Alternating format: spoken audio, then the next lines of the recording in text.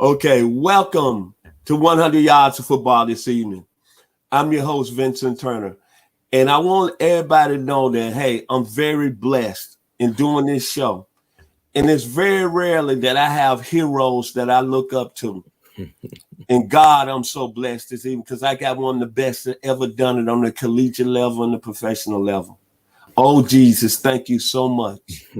From Psalms 1, thank you.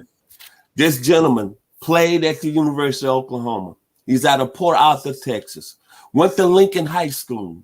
Was a national champion in the mid-70s when I was about 14 years old. I looked up to the young man. Then he was a first-round draft pick of the San Diego Chargers. Things didn't work out there. Then he went to the Baltimore Colts. I was a freshman watching Monday Night Football. And this gentleman, as we say from the 901, put on a show.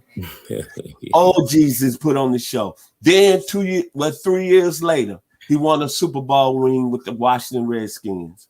And he kind of finished his career where I'm broadcasting today live from in the Metro Atlanta area. But I remember him from running the ball at the University of Oklahoma, Boomer Sooner. My man joined me this evening as we're going to break down 3 running backs that's going to be high on the list this evening, that's going to be drafted high in the 2021 NFL Draft. Travis Etienne out of the University of Clemson, Kenny Gainwell out of my hometown, the 901, the Memphis Tigers, and Jared Patterson out of the University of Buffalo. So further ado, I'd like to introduce him. He was with me 2 weeks ago. I'm bringing him back. It's an honor. It's a pleasure. And God knows I'm like a kid in the cookie jar. Don't nobody hate this evening because we're going to talk real football. How you doing, Brother Washington? I'm doing good. And if you put your hand in the cookie jar, just get 2. And one for me and one for you. So you'll be all right. Yes, sir. Yes, sir. If you like the video this evening, please comment and share this. We're going to talk about Travis Etienne. He's going to be the first running back out of the University of Clemson. So if you like the video this evening, please comment and share it. The floor is yours, Brother Washington. What you like about Mr. Etienne out of the University of Clemson? Well, one thing I've always said, I love all running backs. Just the mere fact that, you are running back and, it lets me know that, you're special because here you are, you're the guy. And unlike, today's football, they're trying to de-emphasize the position, but they can't. Yes, sir. You always come back to this guy in the backfield because why? Because he can do so many things, so yes, you can't de-emphasize a person who can carry the ball, throw the ball, run with the football.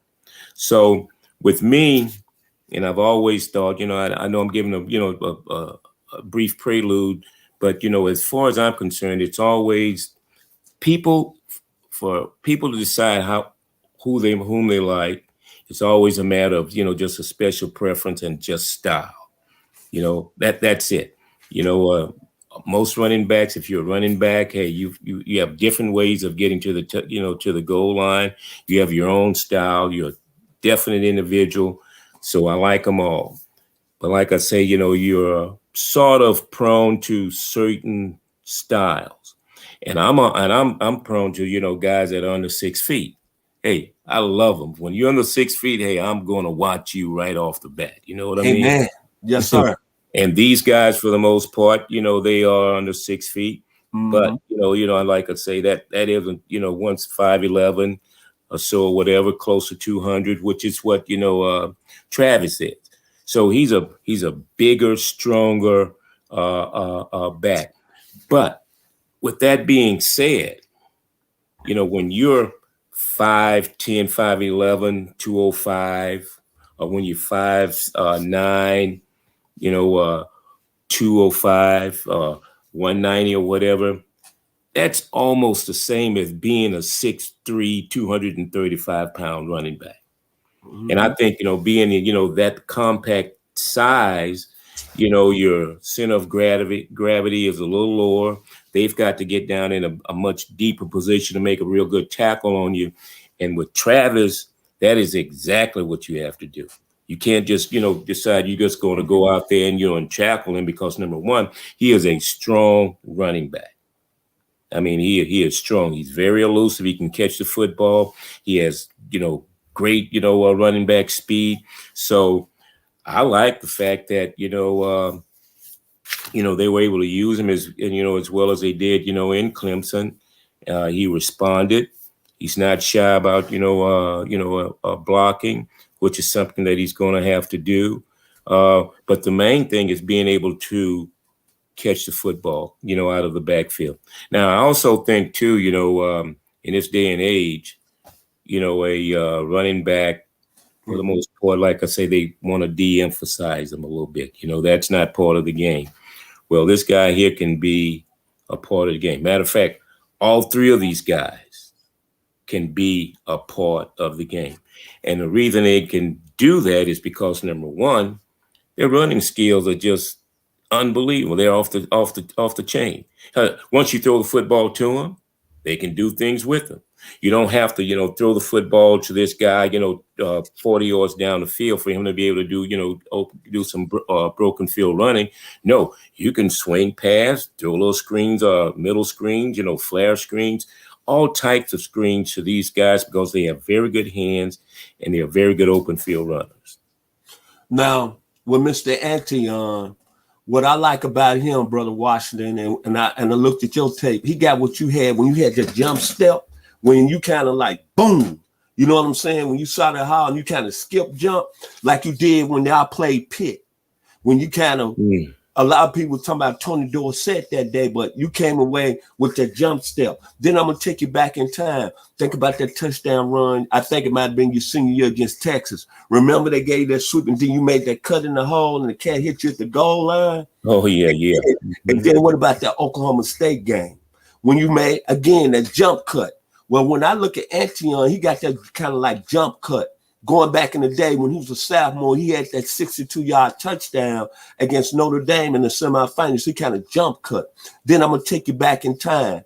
When I look at him, I think about your jump cut. Then I think about other guys that had their jump cut. I don't call them home run explosions. Think about, he was a great running back, but his head wasn't right. Remember Lawrence Phillips in that national championship against Florida, how he did that jump cut? Woo, brother Washington.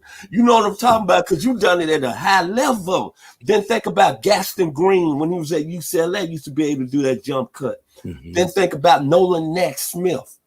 He was small, but think about when he was at Tennessee State back in the 60s.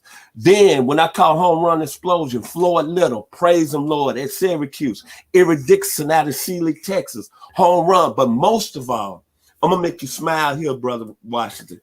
Think about 1967. USC playing UCLA. Game close.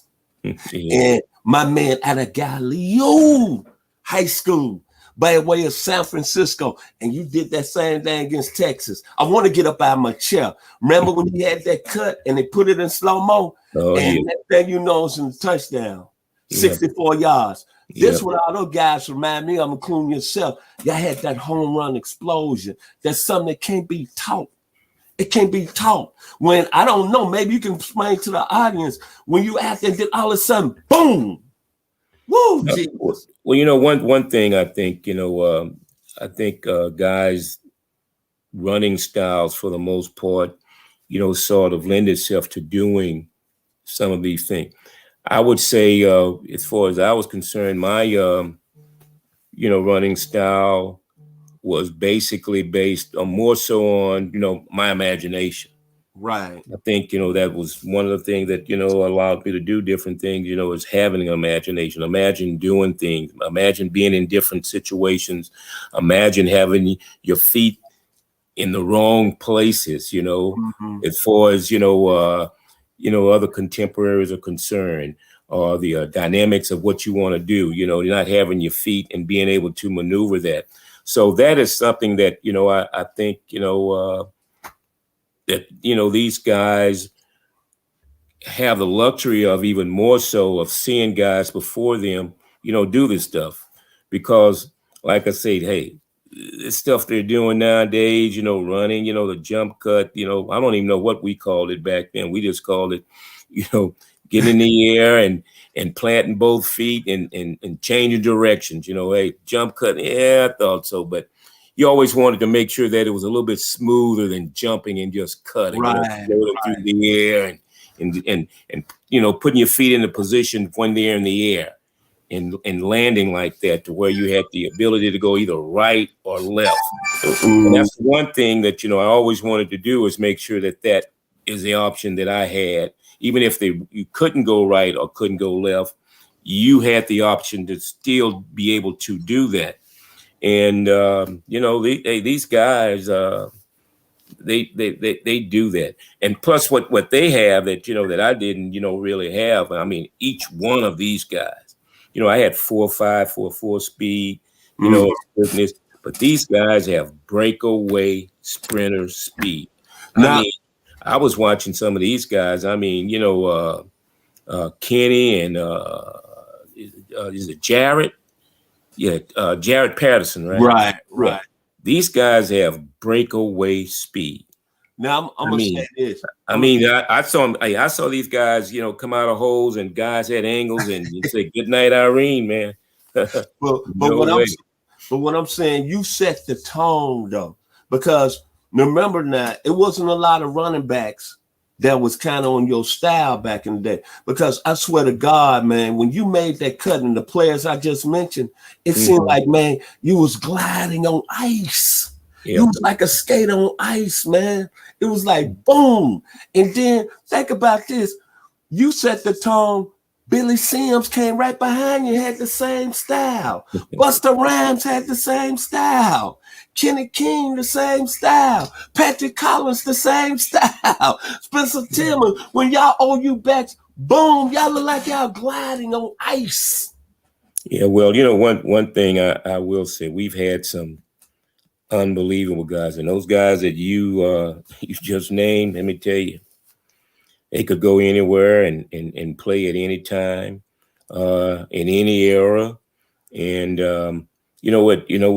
with me at Oklahoma, it started, with Clinton Thomas, who was he was a big, running back. And at that time, most of the running backs, were big guys. Then they got Steve Owens. And they were big bruising eye backs. But then again, too, after that, with the advent of Greg Pruitt, that changed everything. I mean, you're talking about lightning speed and quickness. He was definitely the epitome of that. So he made it, possible for me to come in, because being recruited, you want to go to a place where your style or your size is basically, appreciated. And with these guys right here, I think, the history has definitely proven that, you can play at this particular, height and weight. And these guys can play because, hell, like I say, they're close to 200, being the height they are, and with the speed and the quickness that they have, the spin after a cut, the spin and be able to accelerate, to ward off guys with their open hand. They don't just run with the football. Everybody, has to have a stiff arm, whether you're carrying your right hand or left hand or swiping the hand down. And the one thing you can't do with these guys is stick your arm out, above their shoulders. Hey, they'll tear it off like a turnstile, man. I mean, they'll just run right through that. And, they're strong. You go to these combines and you see them pumping, 185 pounds or more. These guys, they can do that. I watched them. And like I say, I watched these guys be inside runners and outside runners. And I was impressed with them. They will go high and they will help a football team. Now I'm going to talk about moving to the second running back. Now, Brother Washington, this did in my heart, so I got a lot of pride because he played at the University of Memphis. And people go by calling me the 901. Kudos this evening to all my people in Memphis, Orange Mound, Whitehaven, South Memphis, Scudderfield. Love this evening from your boy, Vincent Turner. Also, class graduate, Southside High School, 1978. And Pig to it, Brother Washington, even though we didn't make it in the basketball tournament, but we got to the Elite Eight. Mr. Gainwell. Now, this is a guy I think is a dual threat, a guy that I think is the best receiver in the draft. out of Yazoo, Mississippi. He's from the same hometown, Brother Washington, as the great Woolie Brown. Yeah. Mr. Fletcher Cox. But what I like about him, 1,459 yards rushing, but he had another 662 with 57 receptions, only playing really 2 seasons. That's a lot to me. Now, you can kind of collaborate on this. That's a lot of catches for a running back in 2 years. But when I look at Mr. Gainwell, I'm going to tell you, man, I did a lot of research, and this is going to be close to your heart. He reminds me of 3 people. Clem Daniels, that went to Prairie View. Clem Daniels, yep, went to Prairie View, and then where my dad went to school. Okay. And then the Metcalfs. Terry, similar, off the chains with the Cardinals in the mid-70s. You really and is. His son, Eric. And then I'm going to throw one more name to you. When I was at the University of Arkansas, this young man didn't get a lot of love. He went to the New York Giants, had a decent career, but Johnny Hector was that guy. Yeah. Johnny Hector was that guy. So tell me about Mr. Gainwell with the hands, why his hands are so better. And really why, when you look at him coming into the draft, he is really above everybody in catching the football. Well, I was, really impressed with him. First of all, by the mere fact too, he wore number 19. I'm thinking, yes, number 19. That's the first running back I've ever seen, where, the old Johnny Unitas, number 19. Because my brother, with, fans of the Baltimore Colts, he was a quarterback. He wore 19, and I wore 24 for Lenny Moore. And when seeing Kenny come out and with sporting number 19, I say, oh, well, I got to check and see what this guy can do. This guy he is special. He is special. He runs very good routes. He's not afraid to go across the middle, which, and it's always, even though they can't undress you like they used to do going across the middle, it's still a little treacherous running across the middle. I see him run the, the 7 route, a post route. And, that's a very uncomfortable route because, you have to save yourself, some sideline. You have to get your good stems, which shows, he is a good, route runner. And, you catch the ball most of the time over your shoulder, which, a lot of guys, especially running backs, don't do or haven't done. And, he showed me that, he could do that. And then, of course, that breakaway speed he has. I mean, when you get, edge, even edge to edge with him, you better dive at that particular point now, because the next 2 steps, he's going to put a lot of distance between you. And, and he's also a tough inside runner. I think even more so, his height and weight is a huge advantage for him. You always talk about, oh, he's too little or whatever. Like I say, being 5'9", 190 pounds or 200 pounds is like being 6'3", 240 because of the way you built. And hey, need I say more? And one other thing I want to end with my man out of the 901, Kenny Gainwell. And you know this, Brother Washington, because you explained to me, by him having the ability to catch the ball out of the backfield and also with his rushing prowess, he can be a real good, what I want to call a real good player that can bring a lot of value to our offense.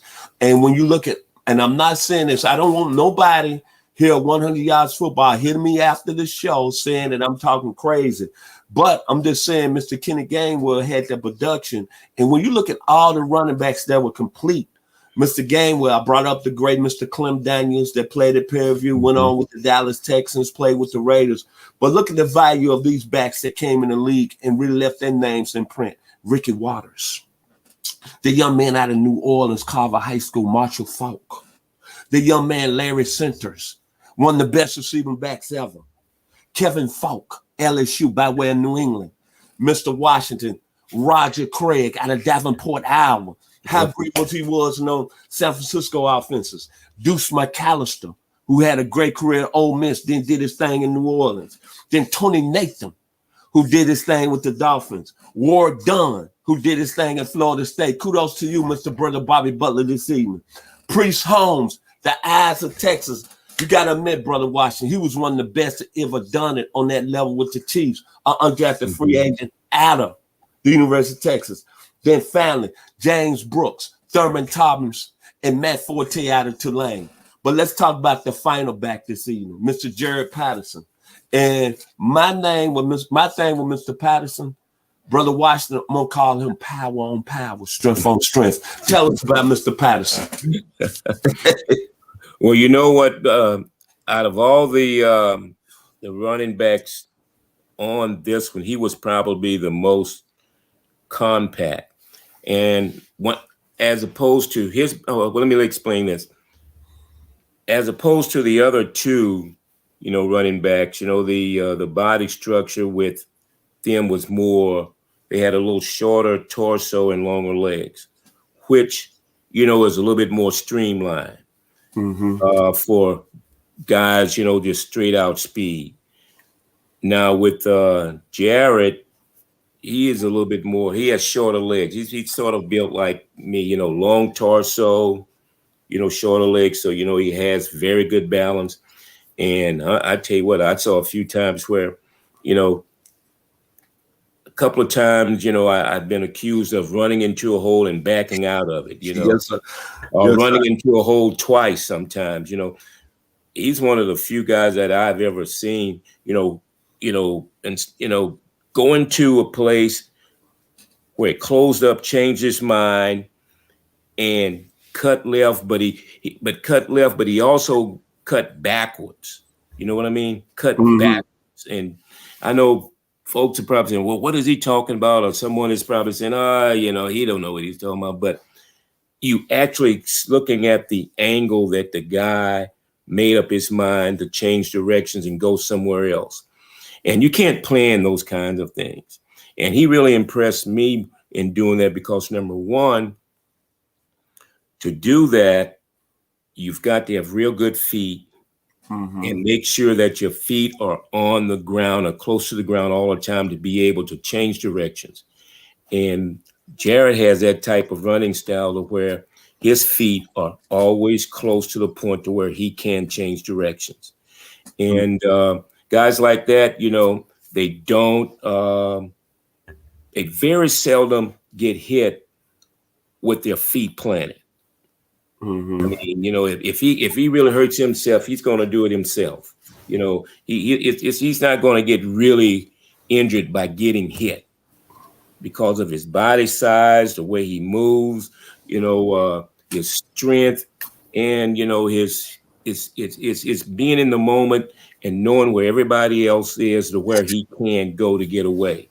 And that was one of the things that really impressed me about Jared is the fact that he too has all these skills like all the other guys, and he can still get in and out of stuff.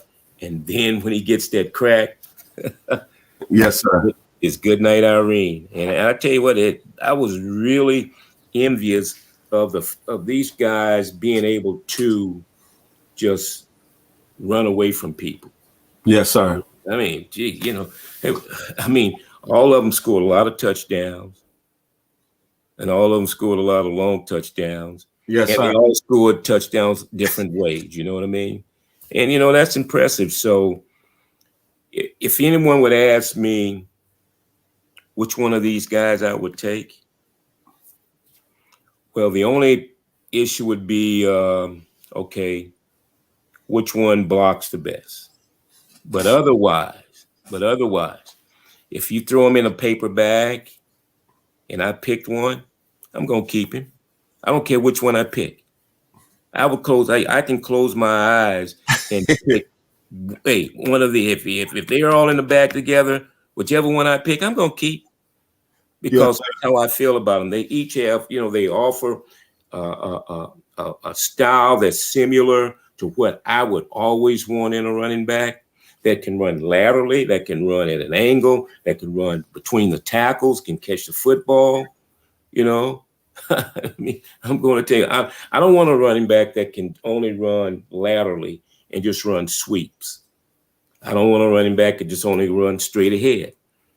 Because, hey, your holes aren't going to be straight ahead. I want to be able to, a running back that's going to think he's got to hold straight ahead and then find out that he's got to bounce it outside.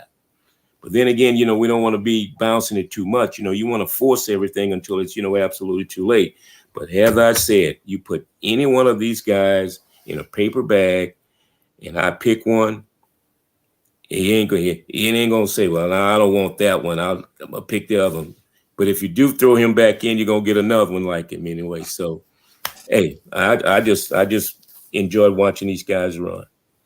Well, Mr. Patterson, first and foremost, Brother Washington, you talk about their speed and how they break away from people. I'll be honest with you, I didn't see nobody catch you at Oklahoma. I didn't see so I don't know what you're talking about, because you're the one that you was the first one that had that home run explosion. I mean, I didn't see nobody catch you at Oklahoma, and I didn't see nobody catch you in the league. But what I like about Mr. Patterson is that the production, 2 games stick out, power on power, strength on strength, 301 yards against Bowling Green this season and 409 yards against Kent State.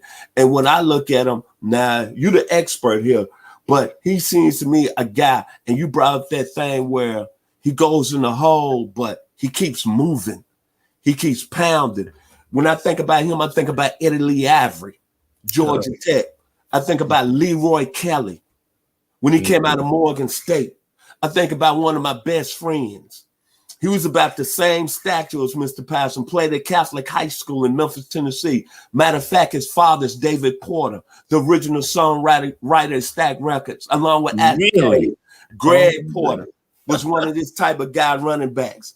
Then my man Xavier Crawford that went to University of Memphis. Roman Bakes, who backed up Keith Byers, same type of guy, powerful running back in high school in Memphis, Hamilton. Barry Foster, who's a pretty good running back at Arkansas, that was powerful. Yeah. Now, Brother Washington, you should know about this young man. Boy, he was strong. I was 11 years old watching him all pro, MacArthur Lane out of Utah State. Was he, help me out, Brother Washington, was he not one of those guys that go in the hole and didn't take nothing for a loss? No, I don't think I ever. Only time I ever saw, MacArthur, lose yardage was when he was walking off the field.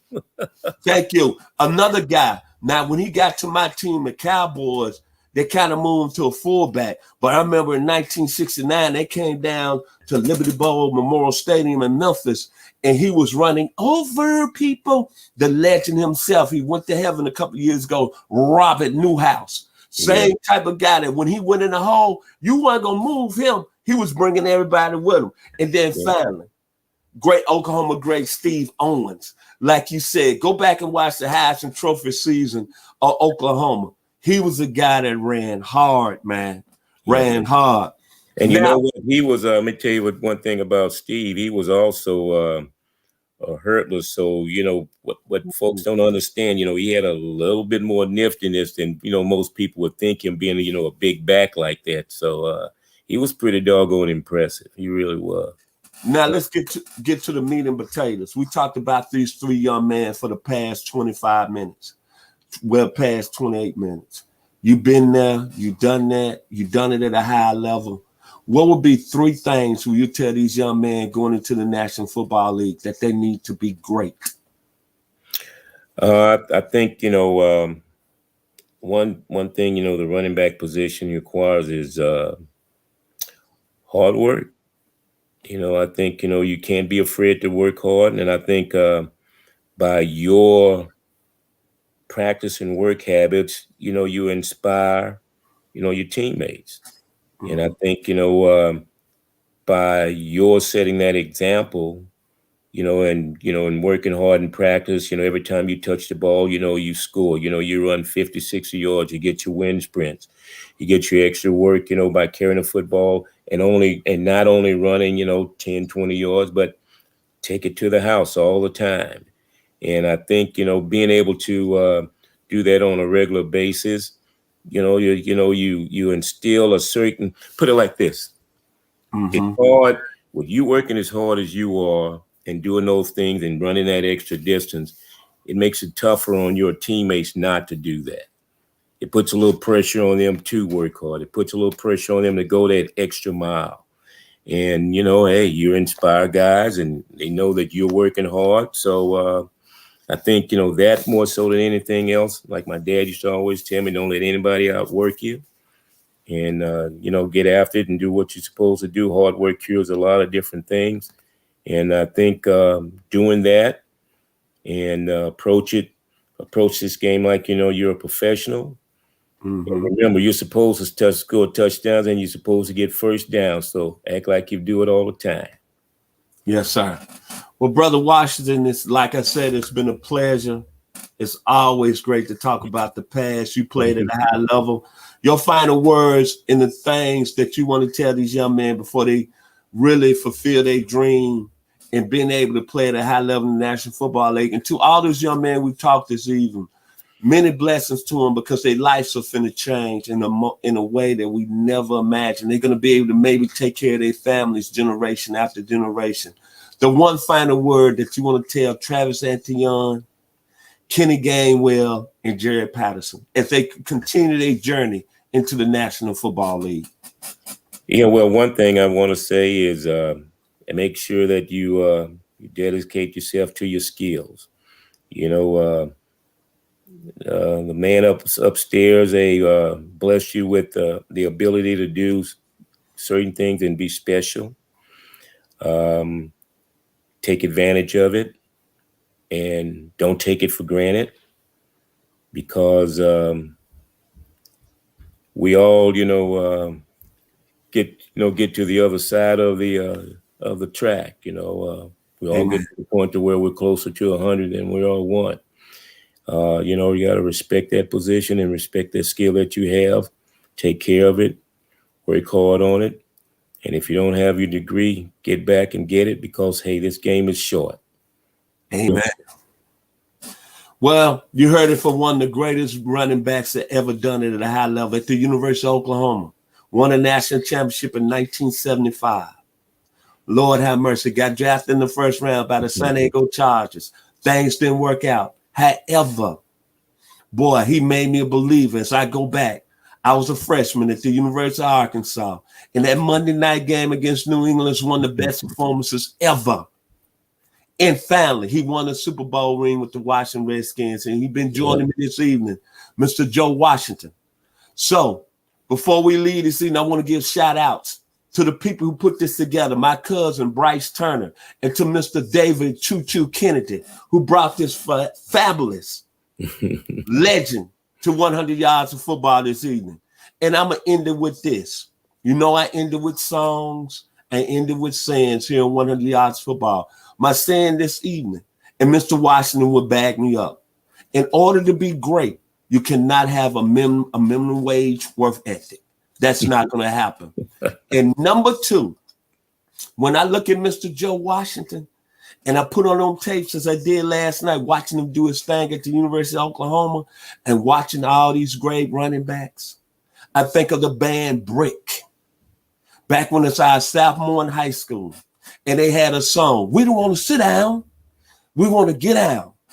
Well, this young man right here did his thing at the University of Oklahoma by way of the National Football League. And them three men are going to go into the National Football League, and they're going to say, "I don't want to sit down, but I'm going to get down in the 2021 NFL Draft." If you like the video this evening, please comment and share it. Boy, I've been like a kid in a cookie jar. Like Mr. Washington said, I'm not going to take one, I'm going to take two. I enjoy this young man talking football with him. And I'm going to tell you this. If you're a diehard football fan out there, a diehard football fan, remember this. Me being my age of 60 years old, this gentleman was my hero. And we as sportscasters or whatever social media you on, whether it's ESPN, whether it's CBS, whether it's the HBCUs or whatever, we got to give homage to these guys that made us proud back in the 70s. And this young man out of Port Arthur, Texas, by way of Lincoln High School and the University of Oklahoma made me feel proud back in the day. So Boomer Sooner. Dun, dun, dun, dun, dun, dun. Thank you, Mr. Joe Washington. Thank you, Vincent. And y'all enjoy 100 yards of football this evening. God Take care, man. See you later.